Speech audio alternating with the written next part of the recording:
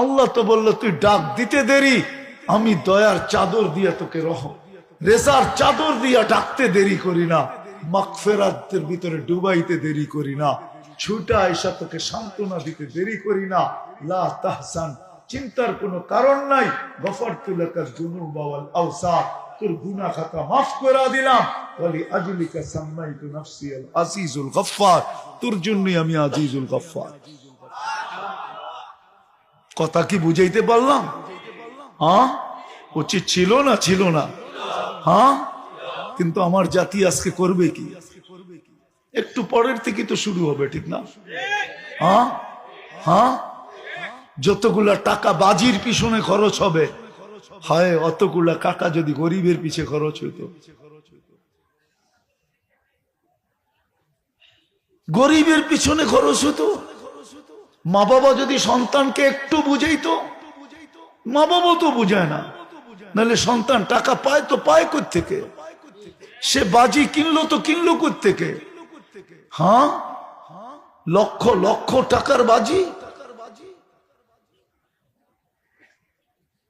ও মেরে দোস্ত, সর্বশেষ কথা, আল্লাহকে নারাজ করা বেশি দিন পারবে না টিকতে। ঢাকায় একটা শব্দ আছে, বুঝবা তোমরা? বলবো? ঢাকায়রা বলে সবার লোকে পাঙ্গা লওয়া ঠিক না। পাঙ্গা বোঝো? সবার সাথে প্রতিযোগিতা নেওয়া ঠিক না, সবার সাথে ঝগড়ায় জড়ানো ঠিক না। আল্লাহ আল্লাহ 2014-তে দেখায় দিছিলেন আল্লাহ, 31st নাইটের পরের দিন 7.8 ভূমিকম্প আসছিল বাংলাদেশে। খোদা না খাস্তা যদি আল্লাহ নারাজ হয়ে গেল, ওই সময় কোনো বিপর্যয় ঘটে নাই, ভূমিকম্পের মাত্রা বড় হওয়ার কোনো প্রয়োজন নাই, শুধু প্রয়োজন হলো আল্লাহর ইচ্ছার প্রয়োজন।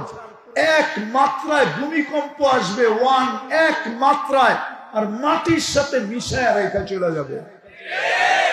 নাইলে আমাদের দেশে 7 পয়েন্ট আসলো, কিছুই তো হইল না। কিন্তু কয়েকদিন আগে মরক্কোতে আসছে 6.3, না জানি 5। পুরা মরক্কোকে কিয়ামত পর্যন্ত মনে রাখা চলে গেছে। পাওনায় পত্রিকায়, পাওনায় নেটে, পাওনায় মিডিয়ায়। মাত্রা বড় হওয়ার দরকার না যে 10 নম্বর আসতে হবে, 20 নম্বর আসতে হবে। আমার কথা লেখা রাখো, 1 নম্বর আসবে। 10 না 20 না 5 না 7 না, 1 নম্বর আসবে, শুধু 1 নম্বরের ধাক্কা। আমার আল্লাহ যদি চায় সব মাটিতে মিশায় রেখা চলে যাবে। কোন থানায় কেস দেওয়ার ক্ষমতা নেই তোমার। না পুলিশ নিয়ে আসবা, না র্যাব নিয়ে আসবা, না বিজেপি নিয়ে আসবা, না সেনাবাহিনী আসবা, না তোপ কামান উপরের দিকে মুখ করে মারতে থাকবা যে মিশায় চলে গেলেন কেন? আল্লাহ আল্লাহ আল্লাহ আল্লাহ আল্লাহ আল্লাহ আল্লাহ আল্লাহ। নারাজ করো না আর আল্লাহকে। চলো